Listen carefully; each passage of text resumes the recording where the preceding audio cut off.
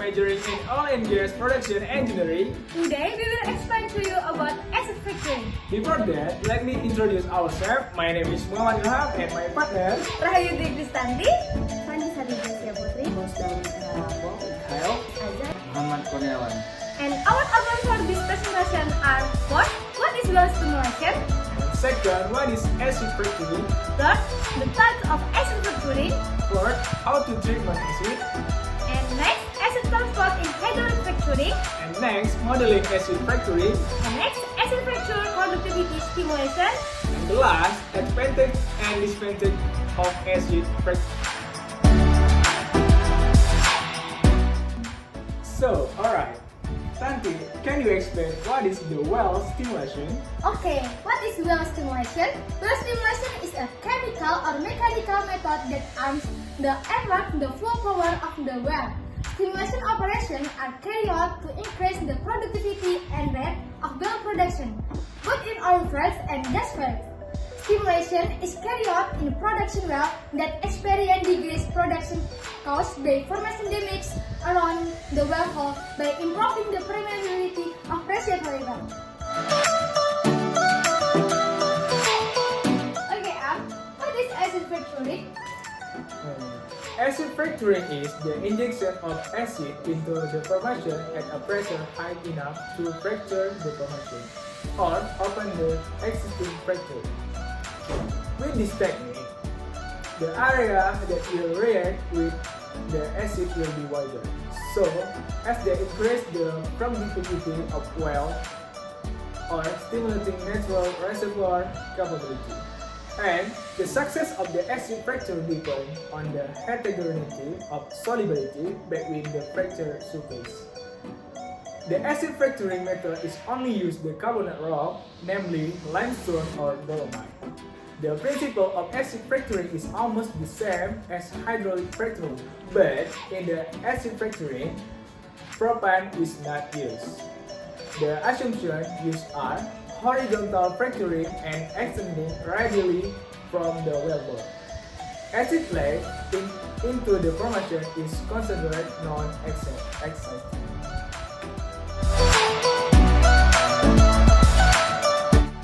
So here we will explain about the design of acid fracturing treatment and acid transport in hydraulic fracturing. First, we will introduce ourselves. My name is Fani Sarijasya Putri and my partner Muhammad Kurniawan. So, Vanessa, do you know how to design acid fracturing treatments? So Awan, there are 6 steps to the design of acid fracturing treatment. The first is select appropriate fluid. Select appropriate fluid for a pad to be injected ahead of the acid. This fluid should be viscous at reservoir temperature and should allow fluid close to the reservoir to be controlled. The second is predict the dynamic fracturing geometry. Using one of the techniques described in the literature, predict the dynamic fracturing geometry created by injection of the pad fluid. The dynamic fracture geometry created by the pad fluid was predicted using equation disclosed in prior publication. The third is predict the acid penetration distance. Using the technique described here, predict the distance that acid can penetrate along the fracture created by the pad fluid. The fourth is select the acid volume. The acid volume required to achieve a desired fracture conductivity can be qualitatively predicted using technique proposed by Brodus and Knopf if core samples are available. In many cases, core are not available and an approximate procedure must be used to select the acid volume. The fifth is predict the stimulation ratio. A shortcoming of this or any other design procedure for acid treatment in our inability to predict accurately the fracture conductivity to be created by acid agent. The last one is select the most economic treatment. An economic analysis of this or other treatment should follow general practice for evaluating walkover or stimulation candidate. And Awan, can you explain about acid transport in hydraulic fracturing? Yes, of course, Vanessa. Once we know the acid flow velocity profile in the hydraulic fracture, we can obtain the acid concentration profile in the fracture. An acid material balance is described by the following equation.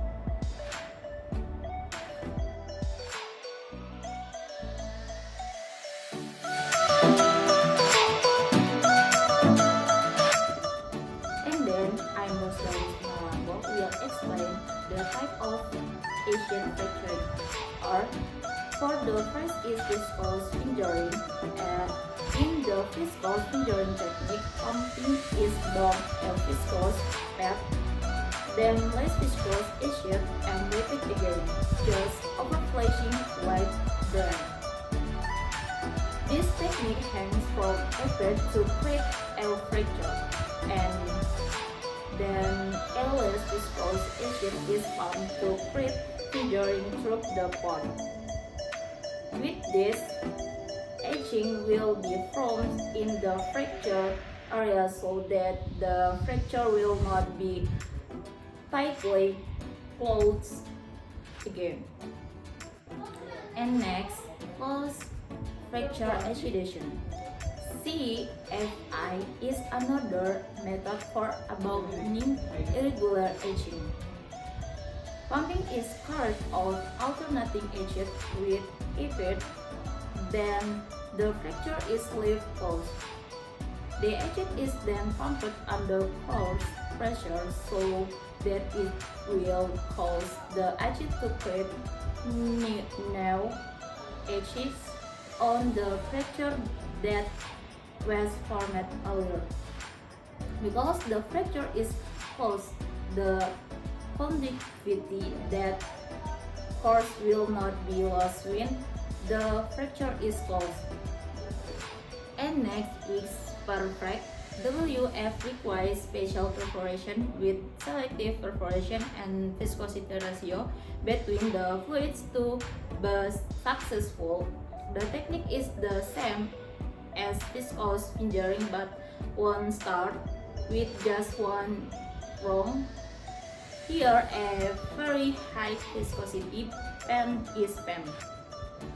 Then in acid gel having a viscosity of 1/10 of the viscosity is injected at a high grade.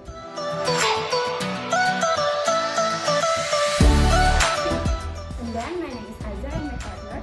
Kyle. We will explain about the advantage and disadvantage of acid fracturing and the modeling of acid fracturing. For the first, Michael, can you explain to us what is the advantage and disadvantage about acid fracturing? Of course, Azhar. The first, I will explain the advantage.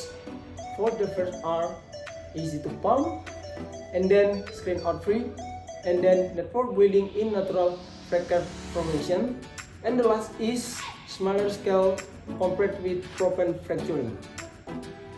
The next is the disadvantage of acid fracturing. For the first are depend on formation heterogeneity more critically, and then only work for carbonate peak formation, and then last is conductivity decline phase as glacial stress increase.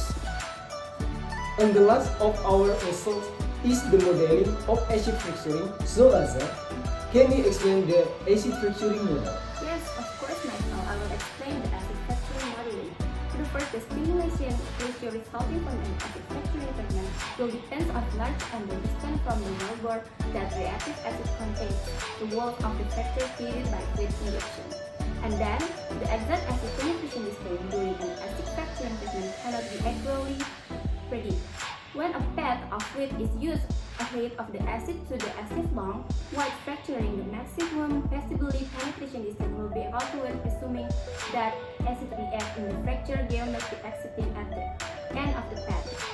And then the minimum possible acid penetration distance will be the dynamic fracture length, calculated assuming that fluid loss is controlled by the viscosity of the egg acid. And then the two conditions which define the limit of acid penetration distance are defined as the reaction rate limit and the fluid loss limit respectively.